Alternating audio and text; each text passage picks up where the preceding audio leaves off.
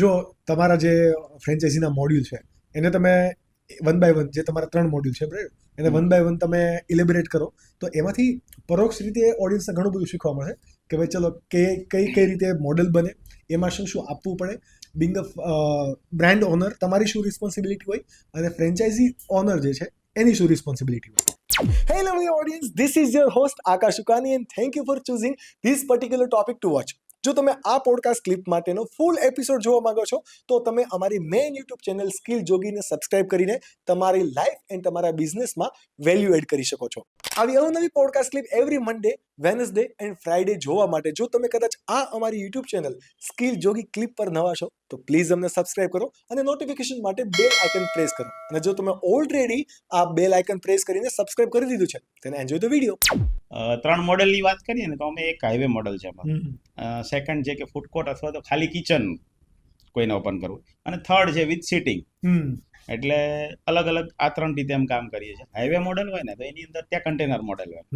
Container મોડેલની અંદરનું initial investment તમારું 12 લાખ જેવું થાય, કે જેની અંદર કન્ટેનરનો અંદરનું જે ઇન્ટિરિયર જે કાંઈ થોડું ઘણું આપણે જે ફર્નિચરની રિક્વાયરમેન્ટ હોય એના ઇક્વિપમેન્ટ એઝ વેલ એઝ અમારી ફ્રેન્ચાઇઝી ફી. અમે ફ્રેન્ચાઇઝી ફી કન્ટેનર મોડેલ અને કિચન મોડેલ માટે 3 લાખ રૂપિયા લઈએ છીએ, અને 3 લાખ પ્લસ જીએસટી. હા, પ્લસ જીએસટી, રાઈટ. અને જે કેફે મોડેલ છે એના માટે 3.5 લાખ રૂપિયા લઈએ છીએ. ઓકે.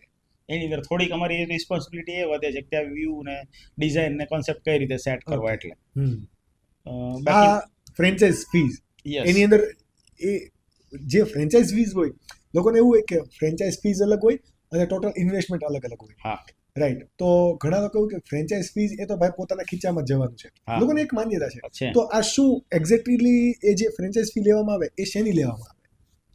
આવું એકવાર નહીં, બહુ બધી વખત થયું છે. ઘણા વખત કોઈ ફોન કરે ને એટલે પૂછે કે તમારું કઈ રીતનું છે, એટલે આપણે કહીએ ને ફ્રેન્ચાઇઝ ફી, તો એમાં તમે શું આપો એમ, અથવા તો તમે આ 3.5 લાખ રૂપિયા લઈને કરો શું કે? હા, 3.5 લાખનું તો શું, બીજું બધું તમે જ આપીએ છીએ. હા, એમ એનો એ તમને શું કામ આપવાના એમ, આવા અલગ અલગ ક્વેશ્ચન આવે. એટલે આમ અંદરથી એવું થાય કે કરવું શું એમ, અને એમને શું જવાબ આપવા? હકીકત આપણે જવાબ આપી બી શકીએ કે ભાઈ તમે જે ઇન્ક્વાયરી કરવા આવ્યા છો ને એના જ અમે 3.5 લાખ રૂપિયા. બ્રાન્ડ જે વિઝિબિલિટી અત્યારે બધી છે, જે ક્રેડિબિલિટી બધી છે, એના તો રૂપિયા છે. લોકો તમે શું કામ મને ફોન કર્યો છે, પહેલો જ પ્રશ્ન. જો આ એને જવાબ મળી જાય તો ઓટોમેટિક ખબર જ હોય.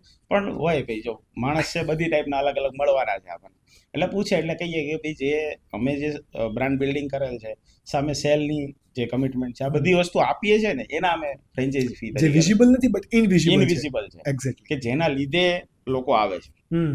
આજે તમે નવસારીની અંદર બ્રાન્ચ કરો છો અને સુરતથી કોઈ નવસારી જતું હોય ને ત્યાં એને ખબર પડે ને કે ઉંબો અહીંયા છે, તો ત્યાં આવે છે, એના એ પૈસા છે. સમજી ગયો. એટલે આવું અમારે ડિસ્ક્રિપ્શન એને આપવું પડે સારી રીતે.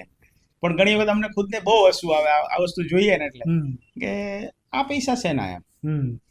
ઇન જનરલી જો કોઈ વ્યક્તિને તમારું મોડેલ લેવું છે અને ફ્રેન્ચાઇઝ પાર્ટનર બનવું છે, એ કાફે હોય કે પછી રેસ્ટોરન્ટ હોય, સોરી જે આપણે કહેવાય ને કે હાઈવે મોડેલ હોય, યસ, તો એમાં તમારા તરફથી શું શું મળે ને એનો કેટલો માઇક્રો કેલ્ક્યુલેશન આપણે કરીએ તો કેટલો કોસ્ટ શેમાં મળે?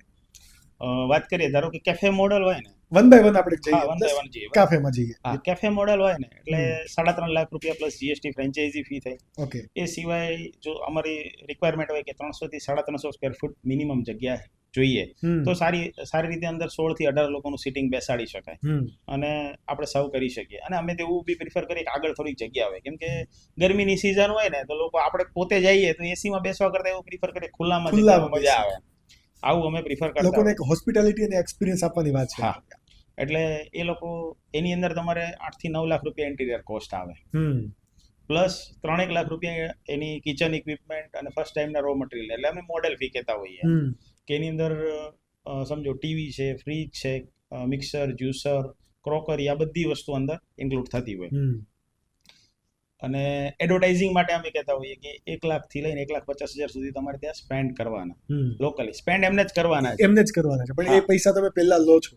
અમે નથી લેતા. ઓકે. પણ અમે એમને ડિસ્ક્રિપ્શનમાં આપે કે આ તમારું કમ્પલ્સન છે. ઓકે, આ તો કરવું જ પડશે. હા, કેમ કે પ્રોબ્લેમ કેવો થાય, ઘણી વખત તમે ત્યાં આઉટલેટ 15 થી 17 લાખ 18 લાખ રૂપિયા નાખીને આઉટલેટ ઓપન કરો, પણ હવે 1 લાખ કે 1.5 લાખના જે એડવર્ટાઇઝિંગ કોસ્ટ ના કરો ને એટલે લોકો ત્યાંથી બહાર નીકળીને જોઈને જોતા રહે, અચ્છા ઠીક છે કે આવ્યું હશે. હા, એમ. અથવા તો જેને ખબર છે એ તરત અંદર આવશે, પણ ત્યાંના લોકોને અવેરનેસ તો લાવવી પડશે ને. ત્યાં નથી અવેરનેસ એટલે તો આપણે આઉટલેટ ત્યાં કરી રહ્યા છે. એક્ઝેક્ટલી.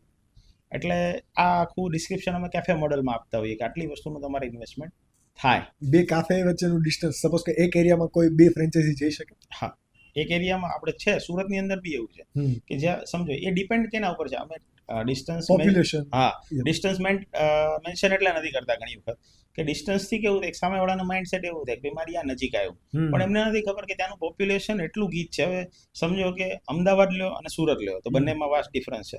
અને હવે અમદાવાદ ને મુંબઈ કાઉન્ટ કરો, મુંબઈમાં તમે 1.5 કિલોમીટરે તમે જો આઉટલેટ કરો ને તો એ સારી રીતે સસ્ટેન થાય. લોકો છે એટલા બધા, ગીચતા જ એટલી છે. અને લોકો ત્યાં એક્સપિરિયન્સ કરવા માટે અને એમ તો છે કે ભાઈ પરચેસ કરે છે વસ્તુ, એને કન્ઝ્યુમ કરવી છે. 100%. એટલે એના માટે અમે એવું કહેતા હોય કે ડિપેન્ડ ઓન લોકેશન છે કે પોપ્યુલેશન કેટલું છે ને એના ઉપર ડિસ્ટન્સ ડિપેન્ડ થાય. હવે હું અહીંયા વેસુમાં જાઉં તો હવે વેસુથી લઈને ત્યાં હું 3 કિલોમીટરમાં આઉટલેટ ના કરી શકું, પણ વરાછામાં તો થઈ શકે કેમ કે ત્યાંની ગીચતા એટલી છે. આ બે વાસ્ટ ડિફરન્સ છે. ઓકે. અને જો આપણે હાઈવે મોડલની વાત કરીએ તો હાઈવે મોડલની વાત કરીએ તો એની અંદર મેઇનલી જે આપણને ચાર્જ મતલબ કે જે થતું હોય ને તે કન્ટેનરનું થતું હોય. ઘણી વખત હાઈવેમાં એવા બી છે, આપણે ગેલોપ્સ સ્કીમ ગેલોપ્સ ઉપર આઉટલેટ છે તો એની અંદર આઉટલેટ રેડી છે, તો ત્યાં કિચન મોડલની જેમ આપણને બહુ ઇઝી અને બહુ ઓછા ખર્ચમાં થઈ જાય. 3 થી 4 લાખમાં અંદરનું કિચનથી લઈને બધું રેડી થઈ જાય. એ સિવાય અમે 3 લાખ રૂપિયા પ્લસ જીએસટી ફ્રેન્ચાઇઝી ફી લઈએ. અને મોડેલ કોસ્ટ જે બાકી બધામાં આવતી હોય એટલામાં જ એનું ત્યાંનું રો મટીરિયલથી લઈને બધી વસ્તુ આવતી હોય. એક્ઝેક્ટલી. એટલે એને 9 થી 10 લાખ રૂપિયામાં આઉટલેટ રેડી થઈ જાય. જો કન્ટેનર હોય તેમાં 2 લાખ પ્લસ થાય, કેમ કે કન્ટેનરના 2 થી 2.5 લાખ રૂપિયા થતા હોય. પણ હા, કન્ટેનરમાં ફાયદો એ છે કે જ્યારે તમે એને રીસેલ કરો ને ત્યારે 50% તમને પાછા આપે છે કદાચ. હા, બીજું એ મૂવેબલ છે એટલે તમે અંદર જે કાંઈ બધું આપણો તામઝામ કરેલો છે એને તમે ક્યાંય બી શિફ્ટ કરી શકો છો.